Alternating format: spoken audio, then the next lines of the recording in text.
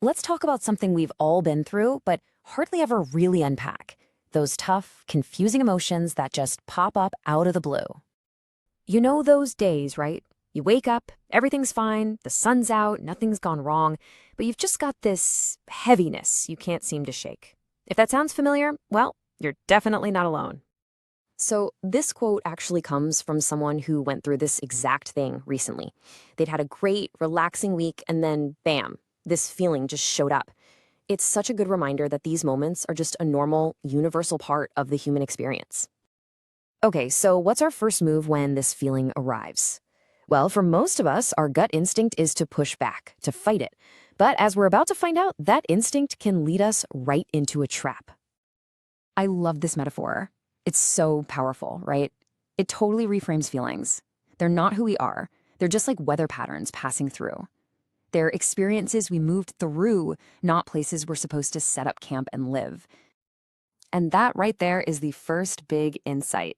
The real wisdom isn't about trying to stop the clouds from ever showing up. It's about remembering that eventually they will pass. It's about not letting a temporary feeling completely derail your entire day. Okay, so intellectually, we get it. We know it'll pass. But what do we actually do in the heat of the moment?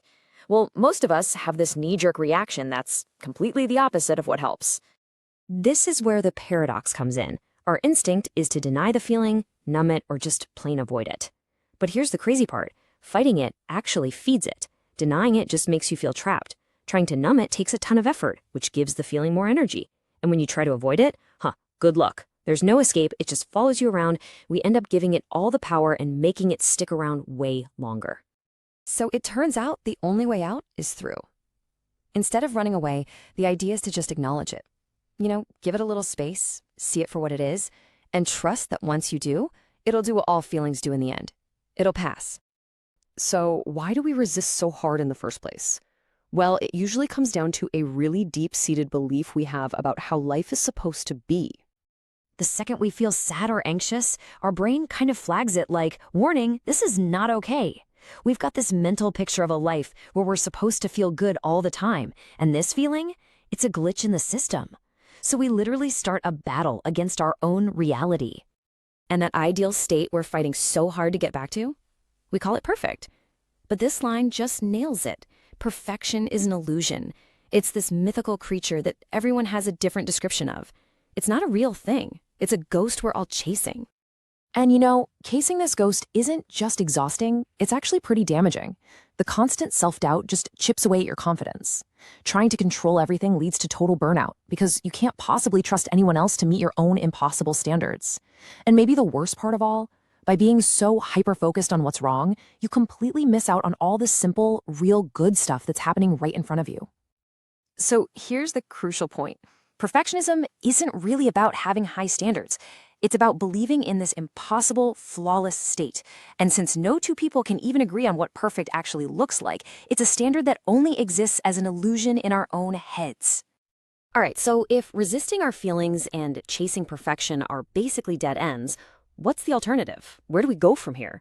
Well, it involves a pretty radical shift in our whole perspective, from one of control to one of trust. This is the question that opens up a whole new way of being. It means we have to be willing to let go of our old, familiar strategies and try something that might feel a little weird at first, but is, in the end, so much more effective. And here's a super simple framework for this new approach. Step 1, stop trying to force the moment to be what you think it should be. Step 2, just listen. Listen to what's actually going on, inside and out. And then, step 3, trust the process as it unfolds. This just captures the whole feeling of that practice so beautifully. It's about letting go of that intense need to be in the driver's seat all the time, to dictate every single outcome. Instead, you just allow yourself to respond to life as it is, not as you're demanding it to be. And that, right there, is the ultimate takeaway. All that energy we waste fighting reality can be redirected into just navigating it with a sense of curiosity and trust. It's a huge shift from being a fighter to being more of an explorer on the journey of your own life. So, I'll just leave you with this question to think about. The next time one of those dark clouds rolls in, or you feel that pull towards perfectionism, what do you think might change if, just for a moment, You let go of the fight and simply chose to trust.